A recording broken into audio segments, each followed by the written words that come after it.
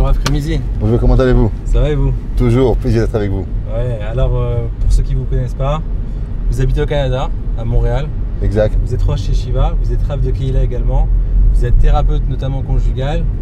Vous répondez au service questions au Rav et au service ligne d'écoute par Torah Box. Waouh. Vous savez ce qu'on dit, hein? Quand on veut que quelque chose se fasse, on demande aux gens occupés. Ah oui. Alors déjà, est-ce que vous avez l'accent canadien? La vérité, c'est que j'ai pas l'accent canadien. C'est seulement les Ashkénazes qui sont nés au Québec qui ont l'accent canadien. C'est un accent patois. C'est pas très facile de l'attraper. J'aurais plutôt l'accent marseillais, tu vois. Et vous savez le faire ou pas alors? Un petit peu. Je suis pas très professionnel à l'accent. Je vais vous raconter une petite anecdote. Quand je suis arrivé au Canada, la première chose, il m'a dit « Vos statuts au Canada, c'est quoi l'eau ?» Et je lui ai dit « Pouvez-vous répéter ?» Il m'a dit « Vos statuts au Canada, c'est quoi l'eau ?» Wow. Alors vous mettez des lolos de partout et c'est bon. Alors vous allez tous les ans à Ouman, à Rosh Hashanah, pour pèleriner la tombe de Rabbi Nachman de Breslev. Vous êtes Breslev? Tout d'abord, moi je vais à Ouman pas depuis 2 ans, pas depuis 10 ans, mais depuis 1988.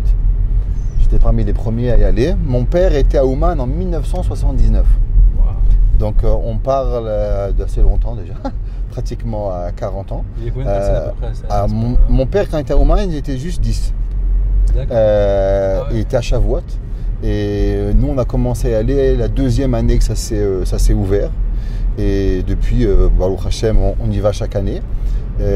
Donc je vais à Ouman, oui, chaque année, pèleriner à la tombe de Rabbi Nachman. J'essaye d'être Breslev. Ça ne veut pas dire grand-chose parce que beaucoup de personnes pensent qu'aller à Ouman, ça nous rend Breslev, ou ne pas aller à Ouman ne nous rend pas Breslev. Il y a énormément qui ne sont pas des Breslev qui vont à Ouman. Il y a aussi beaucoup de Breslev qui ne vont pas à Ouman non plus. Donc pour être Breslev, ce n'est pas seulement aller pèleriner Rabbi Nachman. Se prédire et se dire Breslev et s'annoncer Breslev après qu'on vient de commencer et qu'on ne sait même pas ce que ça veut dire. Alors je ne pense pas que je suis Breslev et je ne pense pas que je ne le suis pas non plus. Mais une chose je sais, c'est que c'est un travail dur. Aujourd'hui, il y a combien de personnes à Ouman, à Rosh Hashanah à peu près? Ça varie, les chiffres entre 50 et 70 000. Beaucoup de monde. Ah, incroyable. La première année, nous étions 400. Et vous avez parlé de votre père. Alors j'ai appris que votre père, c'était le Rav du Rav Sitruk. Mon père était à la yeshiva. Quand le Rav Sitruk n'était pas encore à la yeshiva, il faisait des études. Et mon papa apportait le Rav Sitruk chez lui à la maison. Et il faisait vous savez, comme on a le Souda Shlichit avec les petites Kmiya, il donnait des Mishnayot. Et il leur donnait tous les Shabbats après-midi les cours de Mishnayot. Et après, le Rav Sitruk est parti à devenir grand rabbin, il est parti en Eretz Israël. Et Baruch Hashem, il est devenu qui est devenu. Et nous sommes tous fiers d'avoir eu un grand rabbin comme lui, avec sa gentillesse, son amour pour chacun de nous, pour chaque juif. Même chez nous à Montréal, les rabbins me disaient qu'il n'est pas seulement le grand rabbin de France, il est aussi le grand rabbin de Montréal. Alors se lever pendant la nuit, faire Tikkun Chatzot, se réveiller au net. C'est quoi votre planning d'une journée? Vous devez avoir une journée bien chargée.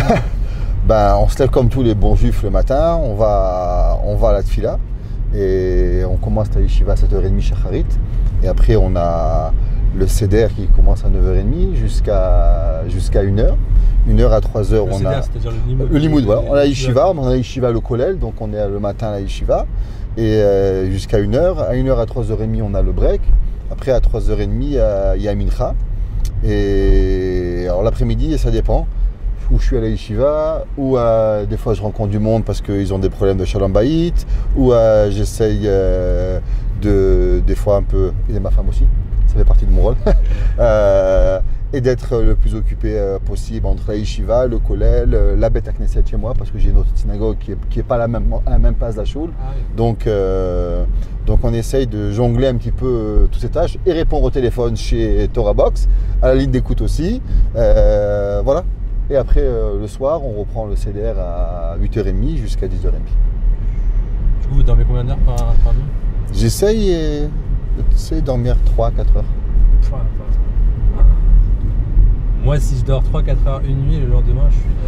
Ah, mais je sais pas comment vous faites pour dormir, parce qu'en Eretz Israël, ça fait une semaine que je suis arrivé, j'ai dormi 3 heures en une semaine, c'est beaucoup. À Eretz Israël, ça va vite, ça va très vite. Vous êtes thérapeute conjugal, comme on a dit. Est-ce que vous êtes diplômé pour ça? Oui, j'ai fait un cours avec, ça s'appelle le TCCI, c'est le Rav Twersky, parce que Dans la thérapie de couple, elle est basée principalement sur beaucoup d'a priori qui ne sont pas toujours cachés d'après la Torah. Ah, d'accord. Et savoir comment faire, comment expliquer dans un contexte juif ce que véritablement la Torah elle veut, comment on peut s'unifier en tant qu'homme et sa femme. Donc il y avait de la thérapie qui partait un peu dans tous les sens.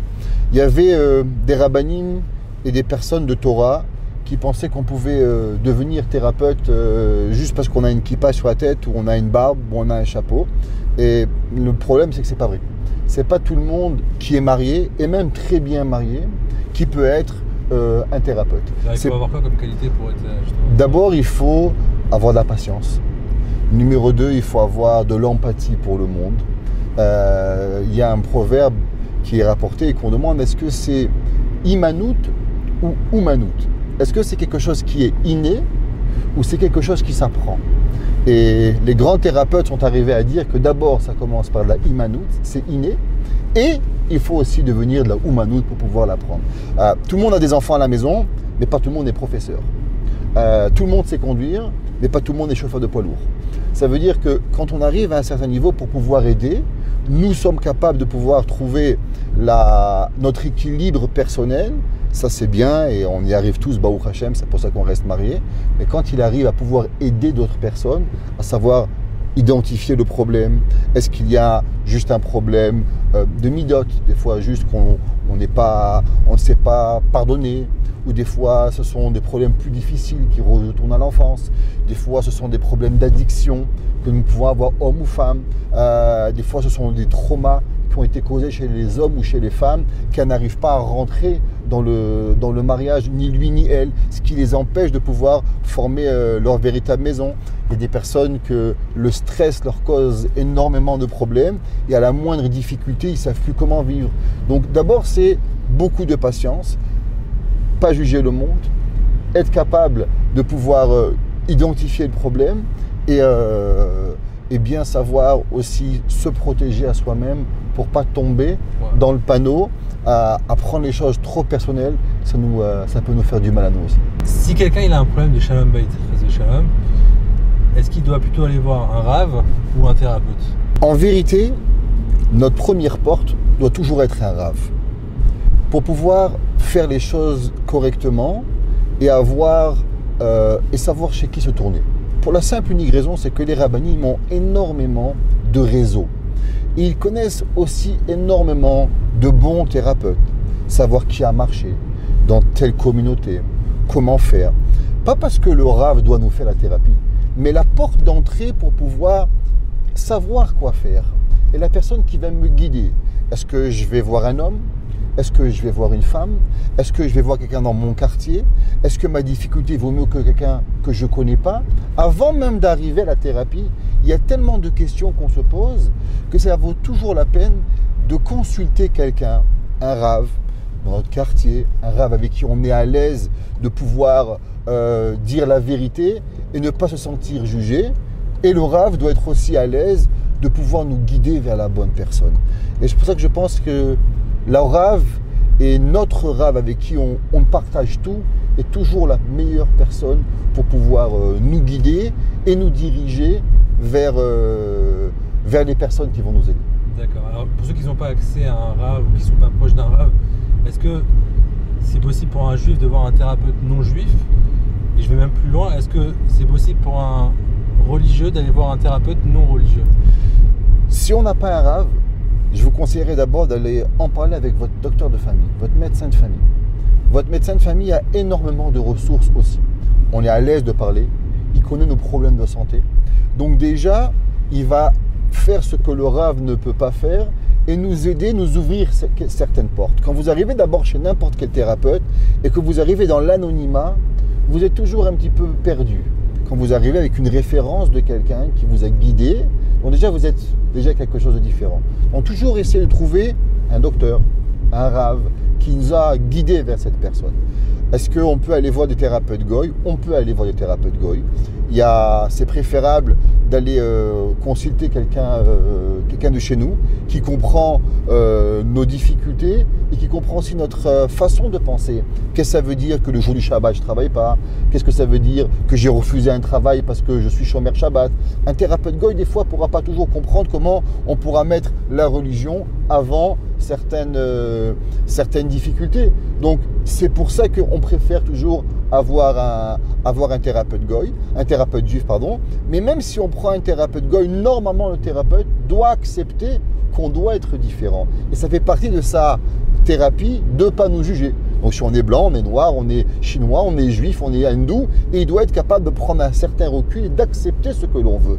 Il n'est pas toujours négatif d'aller voir un thérapeute goy, et même dans certains cas, il peut être positif dans le faire si on a choisi la bonne personne. Ok, super. Et pour le religieux, non religieux, c'est pareil, c'est le même principe? Je pense que ça va dépendre, une question ambiguë ce que je vais vous dire, mais pourquoi la personne est non religieuse? Est-ce qu'elle est non religieuse parce qu'elle ne connaît pas, ou elle est non religieuse parce qu'elle est anti?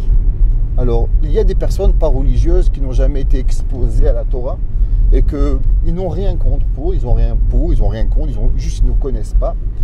Alors ces gens-là, je pense qu'il n'y a pas de danger d'aller les voir, malgré qu'il est toujours préférable quelqu'un qui va me comprendre et j'aurais pas besoin d'expliquer à chaque fois c'est quoi Shabbat, c'est quoi Pessah, c'est quoi Yom Tov, c'est quoi Kashrut, c'est quoi l'école de mes enfants, c'est quoi le quotidien d'un juif tous les jours et qui connaît le stress quotidien. Pourquoi vous n'êtes pas à la maison le matin à 7h30? Parce que je vais à Shacharit. Et pourquoi vous n'êtes pas le soir à 10h? Parce que je vais à Ma'ariv. Et ces petits détails qui peuvent mettre un certain stress sur le mari ou sur la femme en thérapie qu'on veut éviter, se sentir dans une zone de confort le maximum. Mais si on a une personne qui est anti ce que l'on veut être, alors il est préférable de ne pas aller. Je dis toujours, quand on essaie de trouver un thérapeute, essayez de trouver un thérapeute avec qui on veut ressembler. Quand je suis footballeur, si je me cherche un coach, je cherche un coach qui coach des footballeurs, pas des tennisman. Quand je suis tennisman, je ne vais pas chercher un coach qui va coacher des gens pour maigrir, parce que ce n'est pas la même approche. Quand je veux chercher un thérapeute, il faut que je me sens à l'aise et que la façon que lui aussi il vit, elle est représentative de la façon que moi je vis. Quel type de problématique vous gérez le plus souvent dans les thérapies, avec TorahBox, avec la ligne d'écoute? Quelles sont les questions qui reviennent le plus souvent? Aujourd'hui, je pense qu'on vit dans une époque où ça va tellement vite que c'est la mauvaise compréhension de chacun de nous. Avant, il y a après quelques années, les gens vivaient dans la même ville, se mariaient avec la même éducation et c'était plus ou moins facile de savoir nos attentes l'un avec l'autre. J'habitais Paris, madame avait habité Paris, elle était partie à telle école, on avait fréquenté plus ou moins les mêmes écoles, je suis un Bachou Yeshiva, elle a fréquenté un séminaire. On était plus ou moins pareil, on avait une certaine façon de vivre qui se ressemblait avant même de commencer le mariage, donc on était déjà sur des mêmes bases. Aujourd'hui, dans la nouvelle génération, il y a beaucoup de déménagements, beaucoup de juifs qui font la Aliyah, beaucoup de juifs se marient avec la mondialisation, avec des personnes d'autres pays. Et déjà, quand on arrive, on pense que tout le monde est comme nous. Quand en vérité, quand on vient d'une autre façon, d'un autre pays, d'une autre éducation, on peut être la meilleure des personnes. Mais pourtant, on est totalement différent. Et chacun, il a son attente. Et quand chacun, il croit que le monde vit comme lui et que tout le monde doit vivre la vie que j'ai, alors ça crée des problèmes. Je pense qu'il faut être conscient qu'on a tous notre éducation, la façon qu'on a été élevé, chacun avec le respect, et on doit être ouvert à pouvoir comprendre que ma médiane n'est pas obligatoire à la médiane de ma femme, et la médiane de ma femme n'est pas obligatoirement ma médiane. Ce que je pense qui est normal, il est possible pour moi normal, il peut non seulement être différent, mais même abusif chez ma femme. Et si ma femme pense que pour moi c'est normal, moi je pourrais même penser que c'est un effort surhumain de faire ce qu'elle veut. Donc être ouvert et parler, communiquer. On sait qu'aujourd'hui, depuis que nous avons cette communication, on communique de moins en moins. Ouais, c'est vrai. Mais il y a toujours eu quand même une différence entre les hommes et les femmes. depuis la nuit des temps, quoi. C'est-à-dire que là, c'est une différence supplémentaire qui se rajoute Bien sûr. à ce problème. Aujourd'hui, on vit des choses qui sont totalement différentes. D'abord, aujourd'hui, il y a certains hommes et certaines femmes qui vivent totalement différents. Aujourd'hui, vous aviez, par exemple, à l'époque, on travaillait. On arrivait à la maison, le papa et la maman, si la maman travaillait ou le papa travaillait, quand il arrivait à la maison, il n'y avait plus de travail. On était peintre, on était docteur, on était avocat, on était rabbin. On arrivait chez soi à la maison, les enfants avaient leurs parents pour eux. Aujourd'hui, quand on rentre à la maison, ni le mari, ni la femme n'a fini son travail. Il a ses WhatsApp, il a ses emails, il a les gens qui viennent le voir, il y a la télévision, il y a l'ordinateur. Tout ça crée un stress supplémentaire sur la famille qui fait que le mari ou la femme qui est moins de technologie, qui a moins de contacts sociaux, qui refuse ces contacts sociaux d'être toute la journée connecté à tout ça, perd patience parce qu'elle trouve qu'il y a du temps perdu.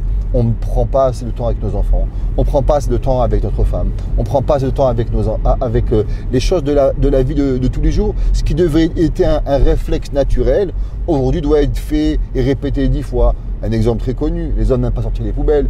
La femme, à l'époque, le mari disait une fois « chérie, sors les poubelles », c'était fait. Aujourd'hui, ça doit être répété 30 fois. Il est au téléphone, il est sur WhatsApp, il est sur YouTube, il est sur Instagram. Et j'en passe, tout ce qu'il pourrait faire. Et sa femme peut des fois on dit au Québec, un peu tanné sur ça. Ou bien même des fois, c'est la madame avec le shopping online. Attends, j'achète, je regarde, je vois qu'est-ce qui se passe sur Gap, je vois qu'est-ce qui se passe dans tel magasin, sur H&M et compagnie. Et ça peut créer aussi un stress. Donc, c'est pas seulement les maris vers les femmes, c'est aussi les femmes vers les maris. Et toute cette nouvelle vie, elle nous apporte des stress supplémentaires. On a aujourd'hui aussi une vie qu'on essaye de tous vivre, une vie de riche. On veut tous aller en vacances 2 fois par année. On veut avoir 2 voitures. On veut vivre une vie qu'en vérité, il n'y a pas très longtemps, n'était pas donnée à tout le monde. Elle était donnée seulement à une élite de la société. Aujourd'hui, avec les cartes de crédit, aujourd'hui, avec les banques, avec les paiements. Alors, on essaie de nous faire rêver qu'on peut tout, mais au bout d'un moment, on n'y arrive plus. Et ce stress quotidien, il retombe bien sûr sur le couple, qu'il faut apprendre à gérer.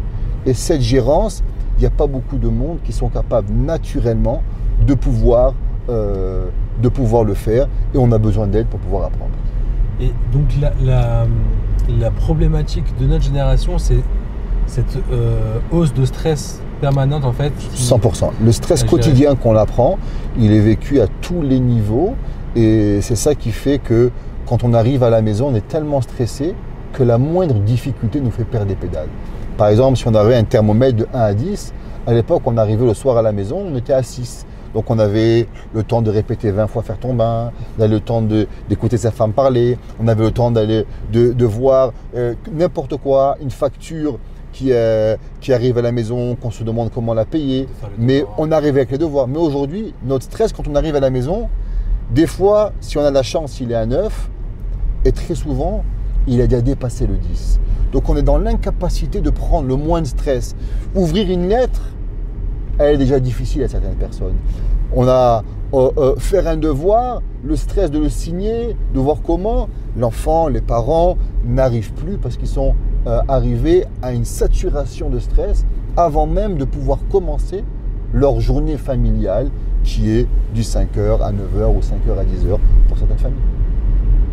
Et donc on peut aller voir aujourd'hui un thérapeute parce qu'il y a beaucoup de gens qui font encore un blocage au XXIe siècle de faire une thérapie. Ils se disent que moi je suis pas malade, je suis pas fou, je suis pas schizophrène, je suis pas bipolaire, pourquoi j'irais faire une thérapie? Qu'est-ce que vous pouvez leur dire aujourd'hui à ces gens-là? Ceux qui croient que faire une thérapie c'est seulement les gens malades, dans une thérapie il y a plusieurs niveaux. Je pense que la meilleure personne pour faire une thérapie, et c'est pour qui ça aide tout le monde et ça rendrait les gens beaucoup plus heureux, ce ne sont pas les gens malades. En anglais, on appelle ça la thérapie from good to great. Du bon au meilleur.